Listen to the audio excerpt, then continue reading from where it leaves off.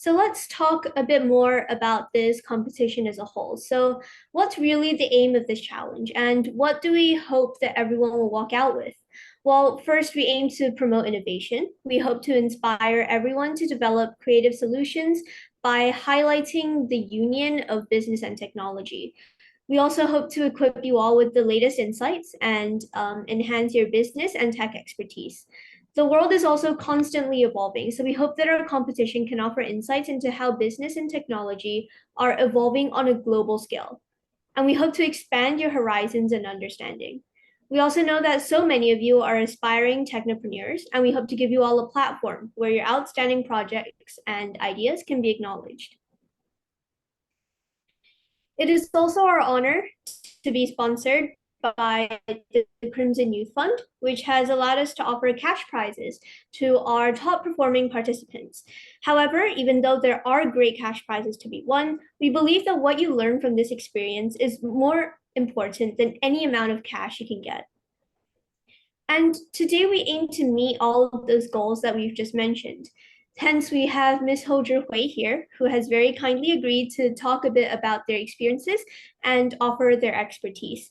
So let's all be respectful of the time that they've taken to attend today's webinar. So if possible, do keep your videos on for the duration of this meeting. But before we start the webinar, I'd like to invite the president of the BizTech Club to say a few words. Over to you. Thank you, Evelyn. Ladies and gentlemen, esteemed participants and distinguished guests, I'm Abigail, the president of the BizTech Club, and it is my pleasure to welcome you all to our inaugural competition, the Global BizTech Challenge. Today, we gather from different corners of the world, united by a common passion for learning and innovation. Over the course of this event, we will embark on a journey of exploration, enrichment, and friendly competition, all aimed at pushing the boundaries of your knowledge and creativity. I understand all too well as a student the difficulty of ascertaining whether my business ideas are feasible and worthwhile. Hence, to save you from all that headache, this competition also offers you the opportunity to hear from industry experts from the technology, consulting, entrepreneurship, and investing fields. Through sharing their insights, experiences, and feedback, we hope that all participants can move on from this event with greater awareness of how they can improve. Moreover, our competition serves as your stage, where you can showcase your talents and solutions to real-world challenges, with the potential to make a positive impact on society. My biggest advice to all participants is to use this challenge as a test bed for your ideas. Go with what you are passionate about and be bold.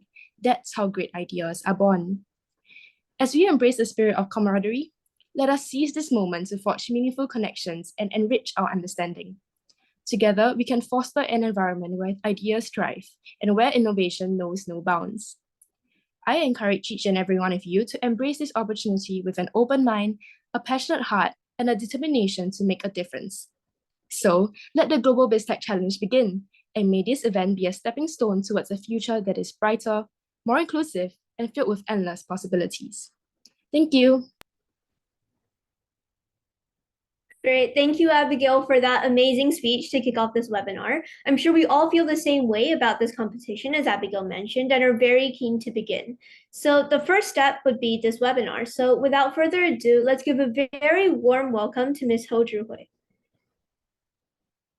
All right, thank you so much, Evelyn, for the introduction and yeah, wonderful speech, Abigail. So let me just share my screen.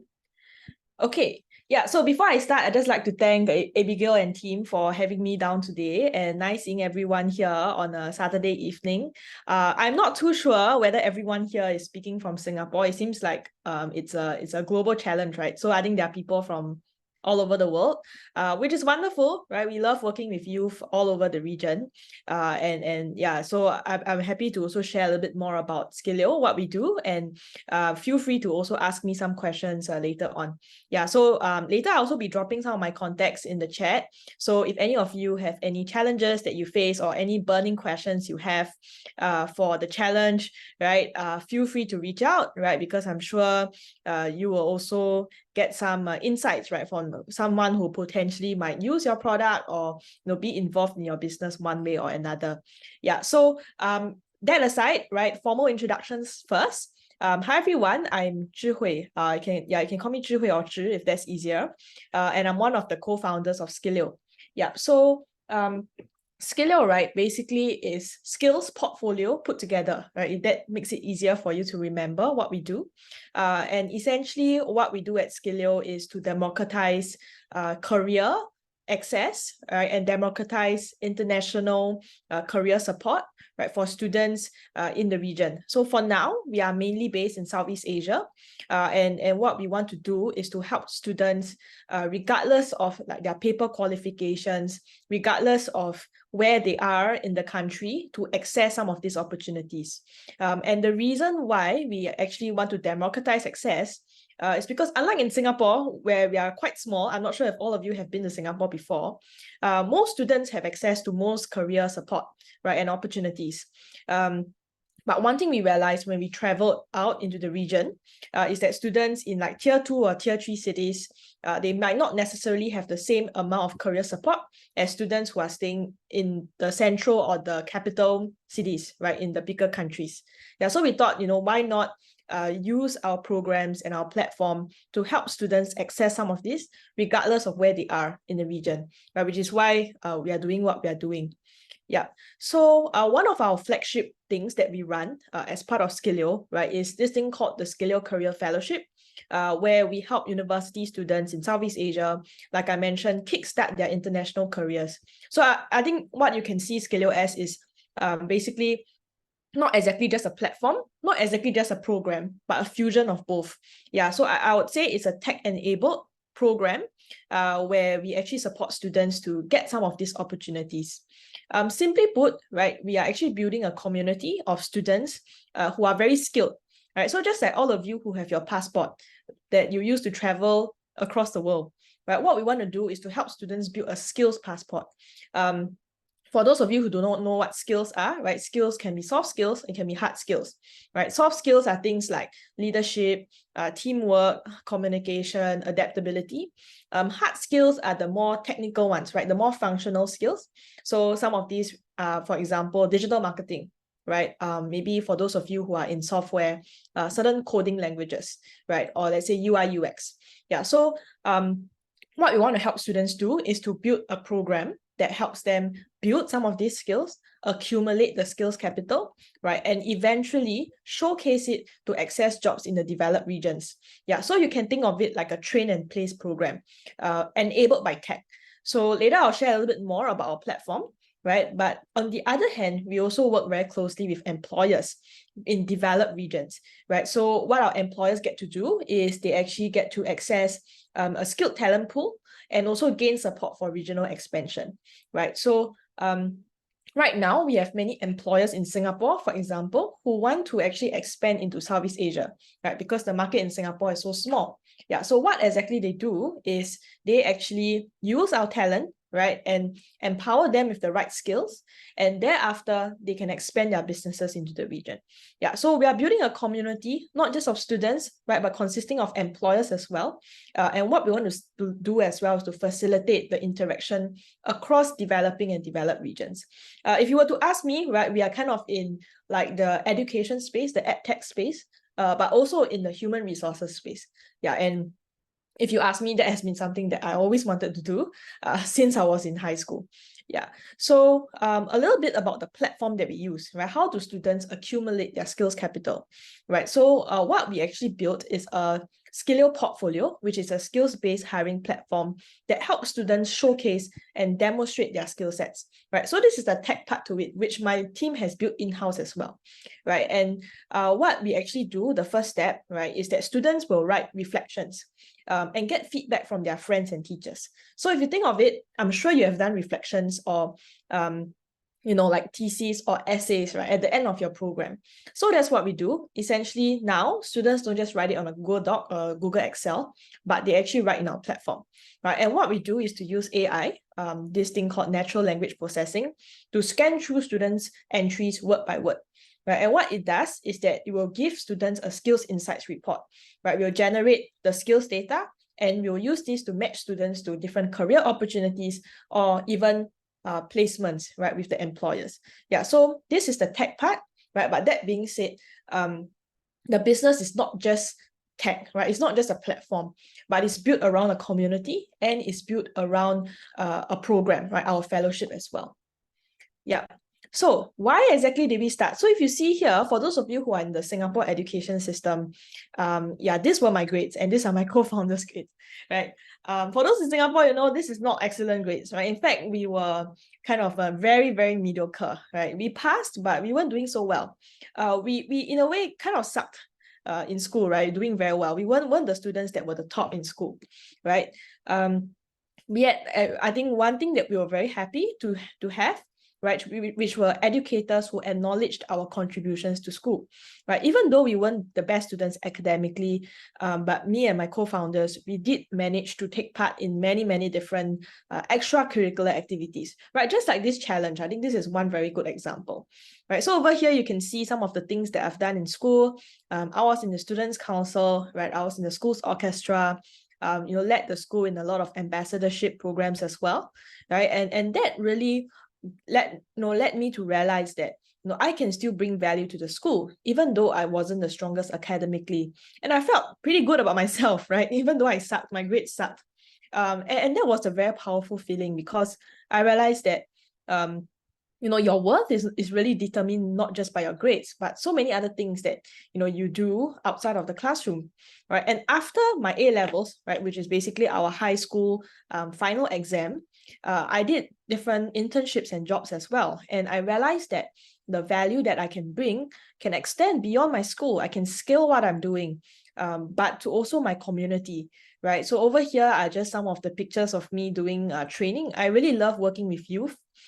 Training them, in their soft skills, in their hard skills, basically just teaching them to navigate life and develop personally, right? And how I see it really is not just academically, but many other facets of life, right? How do you deal with conflicts, for example, or the different relationships that you meet throughout life, right? How do you deal with failure, right? How do you basically navigate the nuances in the workplace, for example, right? So I think these are things that I thought I really like doing. And this was before I actually started Skilio, right? This was right after high school. And as a person who actually went out to school and was able to share some of these things that I had with the students, I realized that your self-worth is so much more than your grades. So how can you then define success in many other ways? Yeah. So I think just a little tip, right? I think it always has to start with a problem or a few problems that you're trying to solve, right? And this was the problem that me and my co-founders wanted to solve. We wanted to help students redefine success in multi-dimensional ways, right? We wanted students to know that, regardless of whether you are the strongest academically, rich or poor, right, where you are in the region, I want you to realize that, you can contribute as well as somebody else who maybe had a head start, right? Or maybe might be better or stronger academically, right? And that was our problem statement that we started with, right? And the second one was for employers. So I think our problems for employers was when we talked to them, we realized that sometimes, apart from paper qualifications, they don't really have a good gauge of whether this person will be a good fit to the company, right? And sometimes when students don't have many work experiences yet, how can they know? Right. So what we wanted to help students do, or rather employers do, was to pre-qualify talent that can contribute to their company, but and not just talent with the best grades. Yeah, and this was difficult, right? Because for very long, I think a lot of employers fall to academic grades as one of the key indicators of whether this person will be a good fit, right? Because there are not many other ways that they can pre-qualify for talent. So these were our two problem statements. Right. So eventually, that's when we started.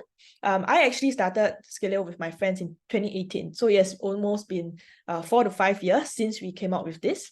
And this was actually, it started with a problem, right? Because I was doing a lot of youth development work. And I realized that, the students don't have to have the best grades, but I want to help students feel like they're successful as well, right? So that was the desire to redefine how success is being measured. The second step was actually I met my co-founders at orientation camp in year 1 of university, right? It's actually quite a rare place to find a co-founder, but we were chatting on what we were doing during our internships, and this came up, right? And that's when we decided to, why not start something, right? Just start this passion project in university, see where it goes, right? And finally in 2019, mid-2019, that was when I found my founding team, right? So yeah, over here you can see these are my two co-founders. We are very, very complementary, right? So for me, I mainly work on the student-facing things. So anything that is student-related, student programs, I run it, right? My co-founder over here, Felix, he runs the employer part. So he takes care of the industry. He travels a lot as well to speak to the different schools internationally. And over here is Dodi. So Dodi is actually my tech guy, right? So he does all the things that are technical, the platform. He actually built it from scratch, right? With a very, very small team of interns. And I would say we have very, very different skill sets. We are very different people, right? We disagree on things quite often because of the way we feel and the way we think. Yeah, but I think to date, this is one of the most complementary teams that I have, have met, and I'm very thankful for that. Yeah, so I mean, a little bit more about team dynamics. I can share a bit later on if you have more questions. But basically, up to this day, 5 years down the road, it's still the three of us and just the three of us. And yeah, it's been an interesting journey as well.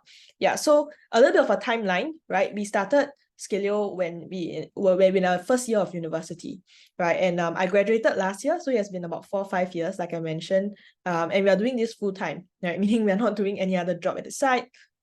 This is the deal, right? We are doing it full-fledged, full-time, every day, right? And I think one of the best decisions that I've made was to actually start in university, right? I'll share more a little bit later on, right? But I think the best time was really, really to start as early as you can, right? So all of you right here, if you have a business idea, or let's say if you think your idea is something worth pursuing, I would suggest just do it now, right? There's never a time better to start than now, right? Because entrepreneurship really is not really about figuring out and getting everything figured out at the start, but is having more time and more runway to fail, right? So just a piece of advice, right? If you're looking to start, I suggest you do it now. And this competition is a great way to do it, right? So yeah, please think about it, right? And I hope to see more successful stories after this session as well. Yeah. So, I just thought of sharing, right, some challenges of running my business. And this, I think, can be applied to, anyone, regardless of which idea you have or what kind of product you're building, right? So the first one definitely is FOMO. I'm sure you know what FOMO, right? You guys are like Gen Zs. So I think FOMO because especially now when I'm actually graduated and I'm taking quite a different path from my friends and my peers. Sometimes I feel pretty lonely, right? Because you're doing something that nobody has actually even done before. You are taking a road less traveled, right? You're solving a problem that is not so easy, right? That leads to my next point. Every time when we look at entrepreneurship, I think it's a very glorified idea of running your own business, being your own boss. But change is difficult, right? And a lot of times we entrepreneurs, we start with a problem that hasn't really been tackled well enough, right? And that calls for you to make change, right? Or rather to kind of do something different to make a change. And that isn't easy, right? Because you will not have any past solutions or like your 10-year series to refer to, right? You are starting from scratch. You are trying from A to Z what works. Yeah, and that's difficult, right? But it's tough, but I think it's something that most entrepreneurs, they want to do. The third one, right, is entrepreneurship, in my opinion, is always a race against time, right? Because you want to make sure that you make enough money, or at least you have some form of solution to sustain what you are doing, right? A business will not be sustainable if you do not have the funds to let it run, right? And that was something that we faced, a very big challenge, because we started off as a passion project. So we're, it's okay, we are not making so much money. It's okay because it's just a project in school, right? Yeah, but after we were about to graduate, and we were like, wow, okay, we need to make sure that if you want to do this full-time, what we do has to be something that people are willing to pay for, right? And something that we can get basically business or people are willing to pay for on a recurring basis, right? Meaning not just 1 month, but month after month, year after year, right? And that's the case, right, for all businesses out there. So that has been quite difficult as well.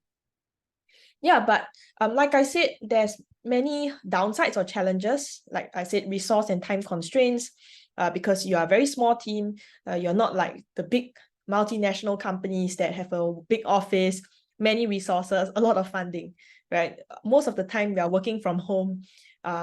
Yeah, wherever we have our laptop, that's the office already. We don't really have an office, right? We don't have much money as well to have the luxury of spending on a lot of things, right? The second thing is volatility. So the market is actually quite unpredictable. Sometimes when you are pushing forward a new product or a new program, you don't know what the market wants because there hasn't been something like that that existed before. So there's a lot of changes, a lot of change in structure because your customers might not exactly know what they want, right? Because they haven't seen it before. Yeah, so that's quite difficult to grasp because you have to keep testing and trying until you realize you find something that is workable, right? And definitely as an entrepreneur, sometimes job security and stability are things that we worry about, right? Because of the volatile market, sometimes your work hours can be very long. You have to do what needs to get done. So I studied psychology in school, right? But in my job, I'm doing everything, right? When I need a designer, I'm the designer. When need someone to do coding, but more of the basic one, I have to learn as well. Video editing, even very, very simple things, or rather very basic things like drafting a contract, right? Legal stuff, right? I had to learn it on the spot as well, because I didn't learn that in school at all. Yeah, I think those are the challenges, right? But on the right, you see the upsides. One thing good about the startup, right, is that we actually cut the chase and do only what needs to get done. So we have a very flat hierarchy. There is no reporting structure, right? We are just very, very flat. Everyone has their own responsibilities. Work arrangements are absolutely flexible, right? So we just make sure that you get your things done, right? You don't have to follow a standard work hours. The second thing is that there's a lot of room for experimentation and creativity, opportunity to learn skills on the job, like I said, right? And finally, there's a lot of freedom on running the business the way you want it. Yeah. So I think for this, right, it's how you see it, right? And I think starting in university gave me the chance to figure out if these are some of the things that I want to do, right? And whether entrepreneurship is for me. Yeah. So hope that gives you a bit more insights on my lifestyle and how things are like when I run my own business.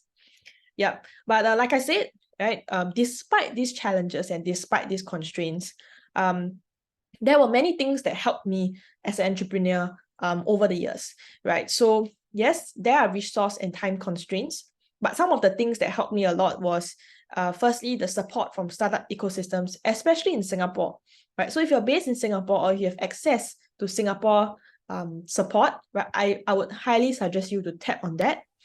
Some students ask me, what are some of the funding and what are some of the grants that you have used? So over here, these are some of the ones that we have used.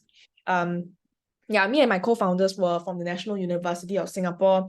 They actually gave us our very first grant when we were in our first year, a $10,000 grant, right, which was very helpful for us to start building what we wanted to build.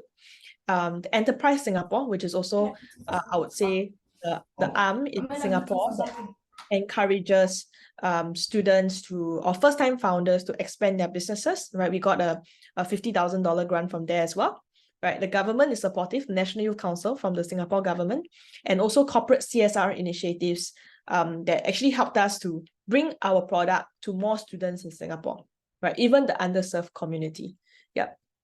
So that was helpful. The second one is definitely a lean team, right? So my team is actually very small. Over here, you can see this was my team 2 years ago. And we keep our team, probably below 13 people, right? Maximum we had was about 12, but we average about 10 people at every point of time. So everyone really, really has a very important role in the company. They have a lot of autonomy. They lead different strategies. And that's very helpful for us, right? And the third one is low or no code prototypes. So for those of you here who think that you need to have a full-fledged product or platform to run a business, right, my answer is no, but go find ways that you can create your product in a more quick and efficient way to test out your assumptions before building the whole thing out, right? That takes a lot of time and takes a lot of money, right? So up till now, 5 years into doing Skilio, a lot of our things are still in prototype phase, right? A lot of things we use like Notion. I'm sure you've heard of Notion, right? Yeah, I'm sure you've heard of like Google Slides, Google Docs, right? At the start, right, if you look at our platform, I was the AI, right? I was the one that was manually picking out some of the skills. But that worked, right? Because you still get the job done. Only after we validated that, okay, this AI is something that people will pay for, then we got our tech team to train our model. Yeah, to use machine learning and replicate what I was doing manually. Even till today, right, we don't have a full-fledged platform. We always test first, right? Test it in the cheapest and fastest way, and then spend more time to build it if you think it has been validated. Yeah, so that was one lesson that we learned as well, because for our first 6 months, we spent so much effort building a mobile phone app for our platform, only to realize that students cannot use their phones in class, right? So we spent so much money and time building our mobile app, but in the end, we didn't use it at all. Yeah, and that's when we learned our lesson the hard way, to come up with low or no code prototypes first, before we get into the actual thing. Yeah.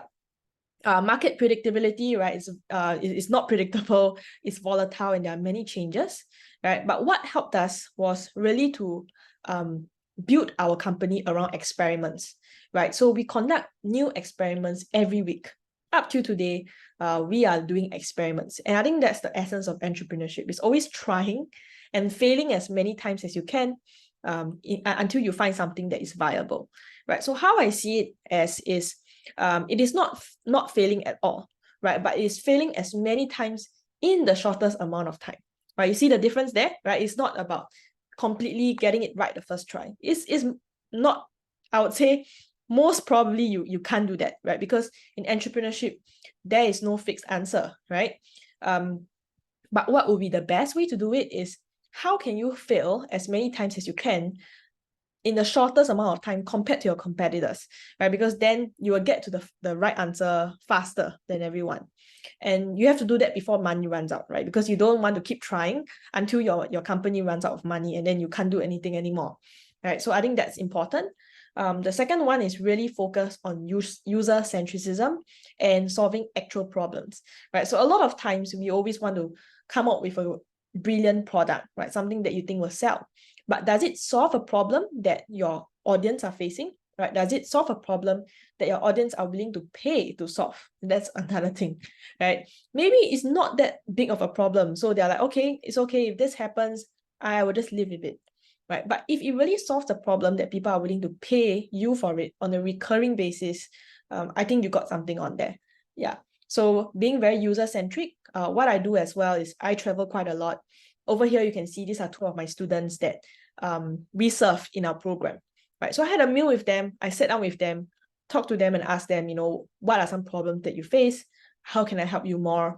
How can Skilio improve so that we can make your experience better, right? It's always talking to people, asking them right questions and solving their problems. That's how I see it as well. Yeah, job security and stability, that's something that we worry about quite a lot as entrepreneurs as well. But what is very helpful is, firstly, your team is really, really important, right? The people that you work together with. So what helped us a lot was having vulnerable conversations with each other on what we want and what we need at every step of the way.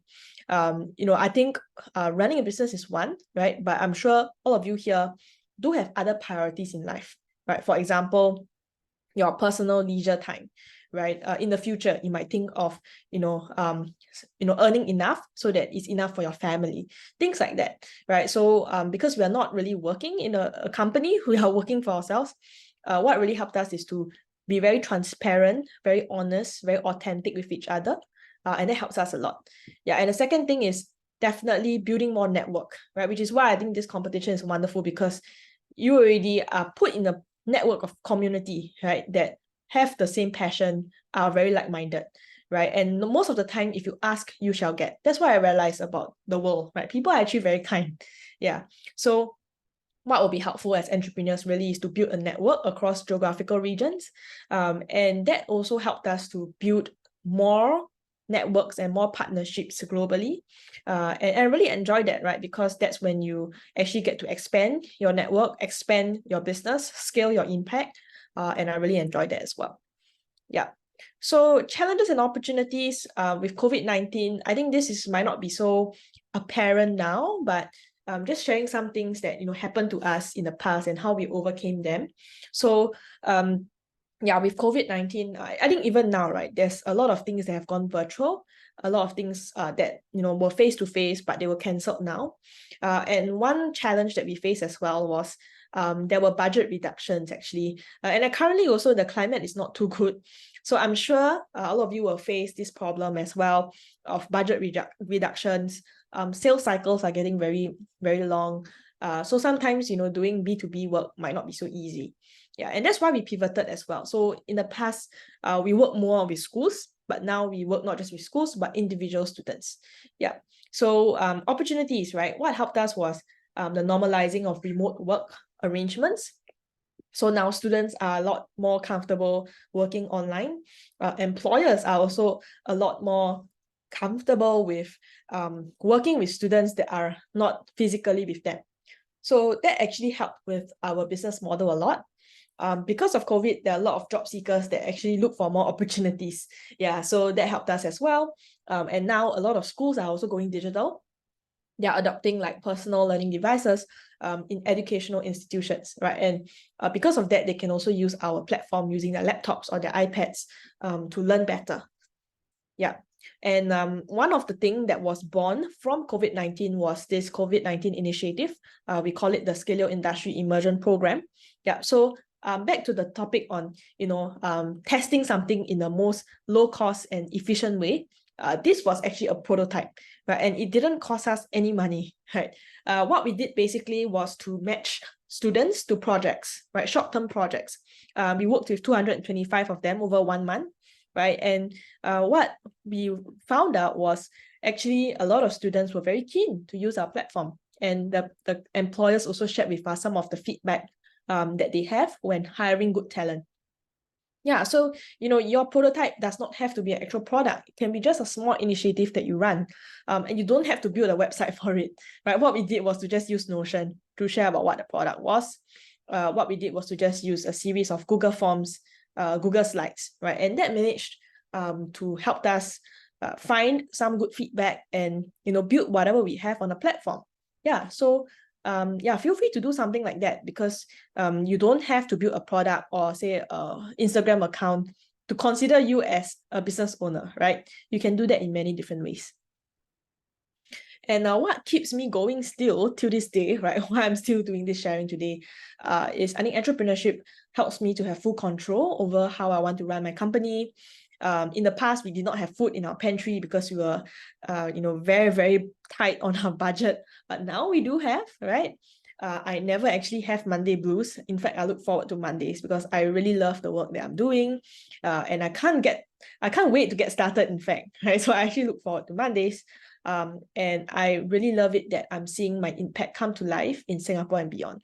The stories of students being able to be more mobile, right? To be able to find something that they're really good at, something they can contribute, right? Just like how I did when I didn't do so well in school.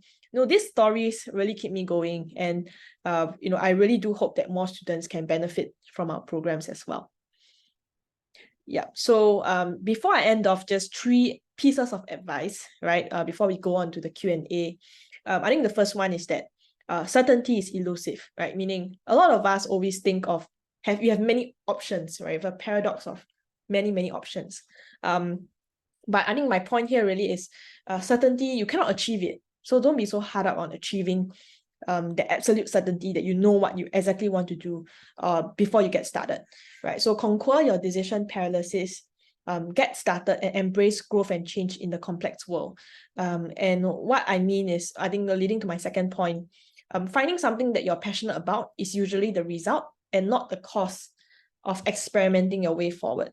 What that means is, you are not passionate first and then you do something about it, right? You must try first before you know what you're passionate about. Yeah, so my point is just start, right? Don't ask yourself what do you want to be, but ask yourself what do you want to grow into, right? And that always starts with trying, taking the first step and starting now, right? Just like this competition, start now, do something about it, and you will learn along the way. Yeah. Second one, making friends with failure. I think this is quite repeated throughout my presentation. When I grew up in school, I always wanted to get the right answers at the first try, because I was rewarded for that. But in entrepreneurship, it's quite different. Sometimes I would rather a bad process be, right, a good process with a bad outcome, meaning I do not get the right answers, but at least I try, and I try again with the same good process. Yeah, so it's always about how to make as many mistakes in the shortest amount of time, rather than not making mistakes at all. Because sometimes when you make the mistake, you know, okay, this is something that I shouldn't do anymore. So it's a good benefit, right? And I think entrepreneurship has taught me to change my perspective in that way. Yeah. And the third lesson, start now, but don't start for the sake of it, right? So start now, spend a bulk of your time for two things: understanding your customer needs. So talk to as many customers as you can, even before you come out with the actual product, because that will give you a good idea of what you can build, right? And the second thing is, after you understand the needs, put these needs into a product, right? And the second thing is, do not start for the sake of it. Find what's your ikigai first, then work on it and try to do something that is in a sweet spot. Yeah, and then you'll be really happy, right? And I hope more students out there will enjoy what they're doing and will be a happier workforce as well. Yeah, so I think that puts pretty nice end to what I'm sharing. Sorry, this is just some programs that are running but not applicable for everyone, so I won't share it. Yeah, I'll just go into the Q&A portion. You can unmute your mic, and you can even type in the chat if you want. All right. Okay, so yeah, I'll just drop my LinkedIn here as well. If you want to connect with me, feel free to do that. Yeah, but yeah, that's all. Thank you so much, everyone, and thank you to the team for having me here today.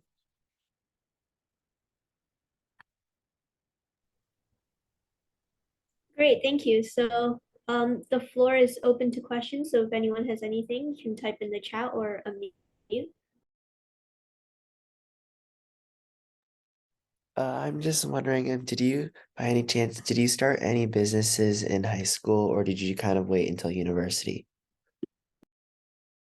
Yeah, I actually didn't start in high school, and that's one of my biggest regrets that I had. So I'm just telling all of you here, right? If you're in high school now and you haven't started something and you have some idea, I would suggest do it now. Yeah, just do it now. Some of you might feel like, you don't have enough resources, or you're not confident to do it. I think there's a lot of imposter syndrome. But I think there are many mentors and people out there, other entrepreneurs, who are willing to share their knowledge with you. Yeah, so do that, right? And if I mean, I had a superpower to turn back time, I would have. I have a question here. So, like you told that we do failures for getting more like good team to get bad outcomes. So maybe like, what is the first step of getting the idea on what you want to solve, or how do you go through that solution or the Yeah, problem? so the problem, right? Yeah. I think the problem, right, can come from two ways. So I think one way is a personal problem that you face. So actually, a lot of entrepreneurs, if you ask them, right, why they started, it's because it's a complaint that they always had. They were like, oh, why not I just solve my own problem myself? Right, that's one way. I mean, the second way is more indirect. So it's something that you observe, or something that someone else tells you about. Yeah, so most of the time is one of these two ways. For Skilio, it was the first way, right? Because ourselves, we did not do so well academically, but we realized that we were lucky to receive opportunities, and not everyone experienced the same thing as we did. Yeah, so that's how we wanted to solve the problem. But other than that, I think purely observations might not be enough, right? That is just a first layer to find out what the real problem is. The second thing, right, will be to then be very in-depth with your user research. And I'm sure a lot of you have done like research modules in school, one way or another, right? And those are actually not useless, okay? Please take notes and pay attention during those classes, because that was actually one very useful class for me that I applied to Skilio, right? So we actually came out with qualitative and quantitative research. We did many survey forms on Google Forms, and disseminated it to our friends to ask them to fill in their survey, right? We also interviewed a lot of people, set in for like 30 minutes interviews to just ask people about, how they feel the current resources and opportunities are, and what problems they foresee. Yeah. So I think it's a mix of personal experience, observation, but also more intentional research on what the real problem is. And most of the time, if you ask the right questions, not leading questions, right, I'm sure you have learned that as well, you will be able to pick up some of the things that you can work on, right? And I feel like it'll be easier than you realize it is. Yeah. So thanks for the question. I think that's really important, right? Find the problem first before getting started on the solution. Okay, thank you.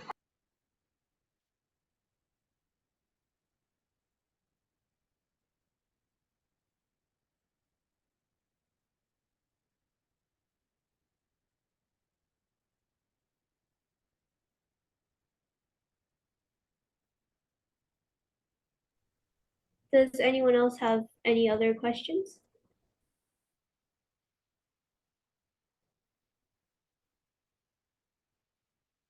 All right, if not, thank you so much, Zhi Hui, for this wonderful presentation and giving us your time to share this knowledge of your experiences and also about Skilio. I think you really not only gave students a lot of inspiration, but also an idea of what a business proposal should look like and how to go about setting up such a business and or a company. So, it's all about following your passions, interests, and that there isn't just one definition of success. I'm sure we've all learned a lot, and no doubt this will greatly aid everyone with their proposals. So thank you, everyone, for being here. Thank you. Just a quick reminder before we end the webinar is that the release of the competition challenge statement and rubric and all the other details is tomorrow at 12 p.m. GMT +8. So do keep on the lookout and also do try and convert that time to your local time so you don't miss out. All important dates should have been sent to your email along with the confirmation of your registration. But if you have any additional questions, do reach out to us at crimsontechandbusiness@gmail.com. But before we go, would it be possible to get everybody's camera on and we'll just take a picture so for attendance purposes?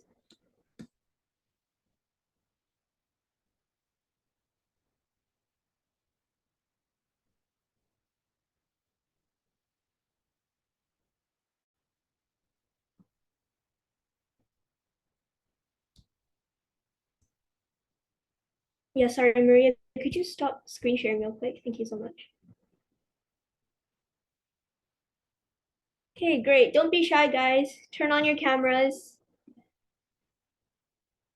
If you don't have a webcam, that's fine as well, no worries. All right, everyone say cheese. 3, 2, 1. All right, great. Thank you, guys.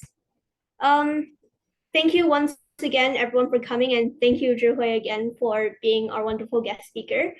Yeah, so that's the end of our webinar. Hopefully, you've all learned something new, and you are all free to leave. Thank you. Thank you, everyone. Have a good weekend.